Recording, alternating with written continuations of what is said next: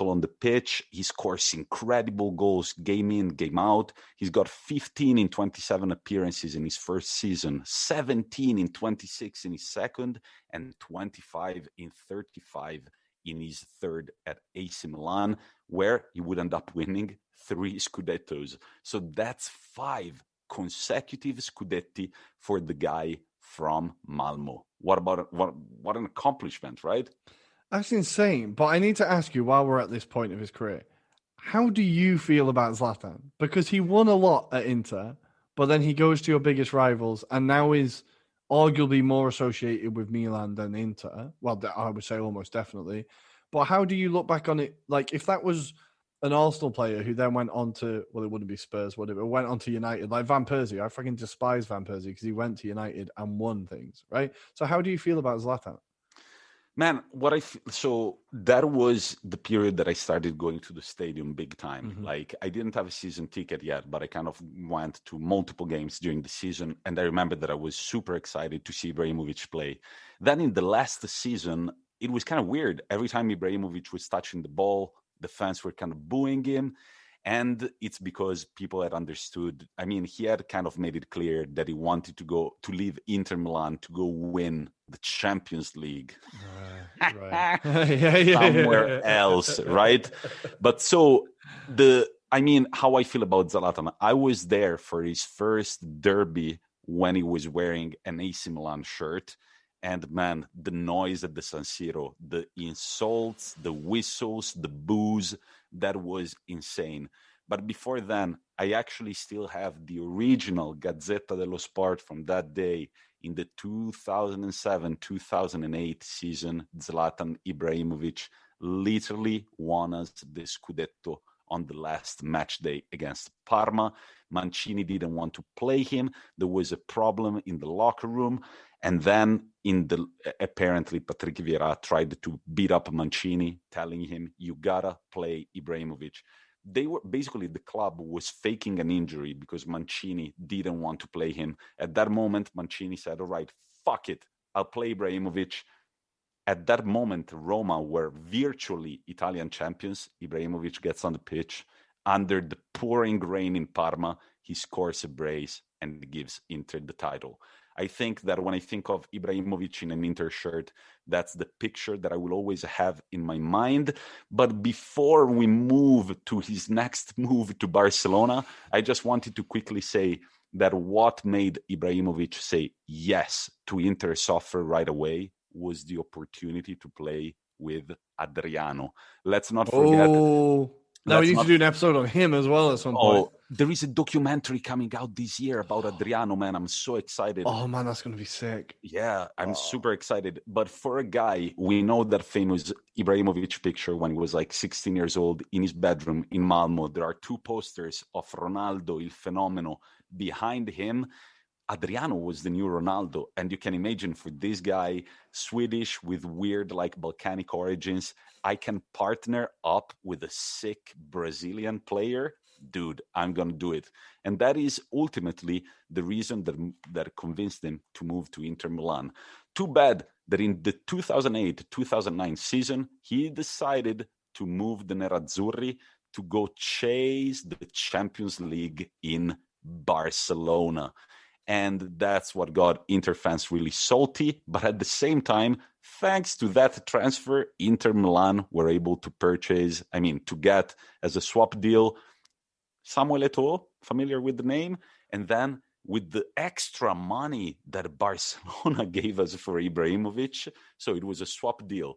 Eto'o for Ibrahimovic, and they would have already been like, okay. Yeah, fine, then cool, done. Yeah, deal. We'll give you 30 million extra. Okay, where do I need to sign? With the 30 extra million, we got Diego Milito, Thiago Motta, Wesley Sneijder, and guess who won the Champions League? The team that you just left, buddy.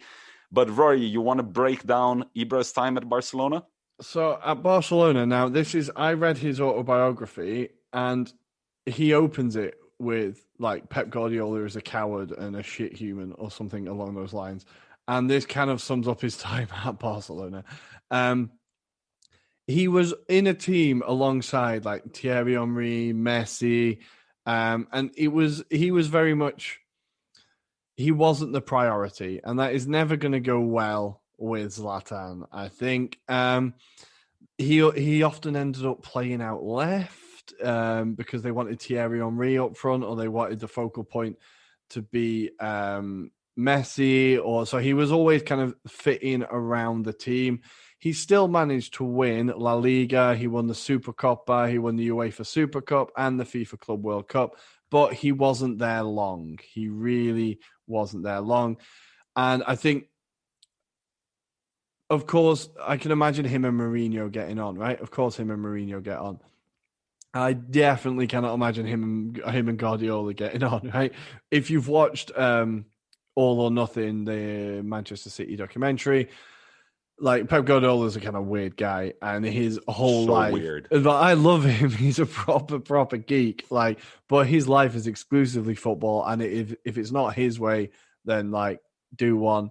And I think he's very uncompromising. And if you're not going to buy into the system, then you can leave. And Zlatan needs it to be built around him. He needs to be setting the rules almost, if you know what I mean. So I think, of course, it didn't really work well at Barcelona, but he wasn't there long before he moved on. And from there, he moved on to AC Milan. Wait, let's not forget that during his time at Barcelona, he lost the Champions League semi-final against Inter Milan. He did, with the Mourinho celebrating at No, wait, that was the year you won it, right? Yeah, I mean, that was the year. Yeah, of course it was. So Ibrahimovic transferred to Barcelona to win the Champions League with Barcelona. Who kicks him out of the Champions League that year? Inter Milan in the semi-final. And there is that great picture of Guardiola whispering something into Ibrahimovic's ear, and in the back there is Mourinho whispering something in Guardiola's ear.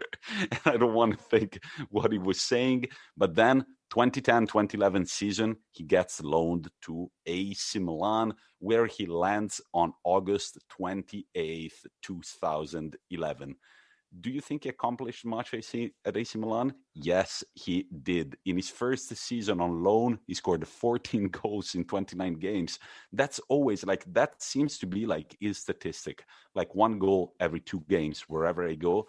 And in his second season, 28 goals in 32 games, and he automatically becomes club legend. He wins a title with them in the 2010-2011 season. He wins an Italian Super Cup in 2011, and he kind of becomes a legend too. But AC Milan are in dire straits. They need to sell players, and that summer they sell both Thiago Silva and Zlatan Ibrahimovic to PSG at the beginning of their money-spending era, if we could say, right? I always forget Thiago Silva was at Milan now. I always forget that. And he was unbelievable at Milan as well. He was Ask AC really, Milan really fans how they feel about the Thiago Silva transfer. They're still salty about it. Yeah, that guy was unbelievable for them. He was the side was almost built around him. But he goes to PSG. And again, I feel like this is a club that was kind of made for Zlatan, right? Paris, the city of brands and big names, and this club that is obsessed with big names, and it's all about image. I feel like Zlatan definitely fits in. And his time in Liga, he just scores ridiculous goals consistently. There's one season where he scores 38 goals in one season and gets 17 assists. He absolutely is not the most competitive. Maybe. No, okay. And all of this, we need to say at the same time, it's not. Yeah, it's not Serie A. Well, the Serie A isn't that bloody competitive, but it's not the Premier League. It's not Juve have won 9 in a row. We're not going to get into this now. But... Yeah, but when Ibrahimovic got to Inter, it was an open competition because Juventus had gotten relegated. Well, yeah, your closest competitors were Roma, who we all know can bottle it at any opportunity. Let's stop it right now. Yeah. So anyway, in France, I think, obviously, we've talked about how this isn't a league. I definitely pay more attention to it now since doing the podcast than I ever did in the past. But it always felt like every weekend or every month there was a video coming out, or there'd be someone on Twitter of, "Oh my God, have you seen that goal from Zlatan?" Right? And it was this is where he scored the back heel against, I believe it's Ajaccio. Is it Ajaccio? Yeah, with the camouflage kit, that awful camouflage kit. Yeah. And obviously he won everything there, right? So at PSG, he wins 4 Ligue 1s, 2 Coupe de France, 3 Coupe de Ligues, 3 Trophée de Champion. And he becomes their top scorer. Like, he gets their golden boot in Ligue 1, and he just breaks every record, gets the player of the year 3 times. He's in the team of the year every year he's there. Top scorer 3 times, wins the goal of the year, best foreign player 3 years. Like, he just cleans up in France, and he absolutely loves it. I feel like that is a club that he really enjoyed his time at. Yeah, 113 goals in 122 games. We're looking at Haaland-like stats, except Haaland would have 123 in 122, knowing the guy. But at this point, Rory, correct me if I'm wrong, or tell me if you don't feel the same as I did. But back then, I was just like, Ibrahimovic, it was a great career. He went to PSG, the Farmers League by excellence. And then he goes to Manchester United. I was like, all right, he's going to end his career, but not quite. What do you make of his time at Man U, Rory? At Man United, he was really good, right? So he scored 17 goals in his first season. Obviously, the second season was curtailed by his injury, but the first season he scores 17 goals for them. He scores 2 goals in the final, in the League Cup final against Southampton, scoring a great free kick there as well. And some of his goals were like not only amazing, but really key. He scores a great header against Liverpool where he kind of like stoops and heads it crossbar and in. And there's a goal against, now I was watching it today, who was it against? Where it's against Southampton again. He loved a goal against Southampton, where from like the edge of the area, he kind of volleys it over the keeper. He hits the crossbar, hits the post, bounces outside of the goal, and then slowly goes over the line just for the defender to clear it. I've just remembered it wasn't Southampton, it was Everton, but it was a hell of a goal. And this is a signing that United have kind of made consistently when they signed Larson. Now they have Cavani. They did it with Falcao, but it didn't quite work out. But with Zlatan, it definitely worked out.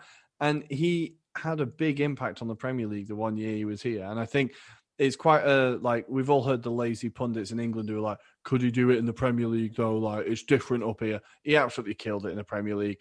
And the only thing that I thought when watching him was, I wish we'd seen him here at a younger age. I wish we'd seen him here at his peak, because I think he would have absolutely destroyed it.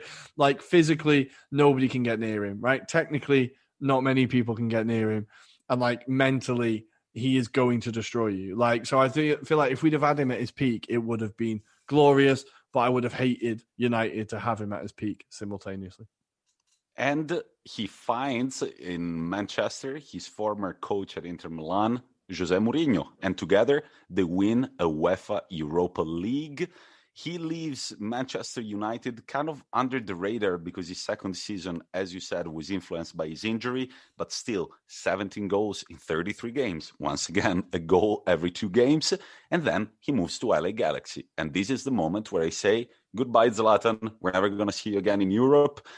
But then, I don't know, my Instagram feed is showing Zlatan goal day in, day out. I'm like, oh, he's not there to bask in the sun. He's not there to smoke the California weed. He is there. He's not there to smoke the Chronicles, right? He's there on a mission. On a mission for what, though? On a mission to come back stronger than before, maybe? Well, he spends 2 years in the MLS, doesn't win any trophy. Let me check. No, he doesn't win any team trophy, but scores 52 goals in 56 games, 26 of which I want to say are just incredible goals. I mean, his debut for LA Galaxy, that first goal that he shot, that he scored like 3 minutes in the game, that was ridiculous. Do you remember? And this is in, right, quickly, the best derby name ever. That is in El Tráfico, which is the Los Angeles derby. So it's against LA. It's against LAFC. And it is an absolute rocket. He announces himself in LA. But I feel like this is where we talked about Zlatan being in Paris, where it's all about image. What one city is more about image and more about brand than Paris? Los Angeles, right? So the way he announces himself there is he takes out a full page advert in the LA Times that is like, "Dear Los Angeles, Zlatan is coming, right? No, it was like a Dear Los Angeles, welcome to Zlatan. Yeah, welcome to Zlatan. That was it, right? And he ends up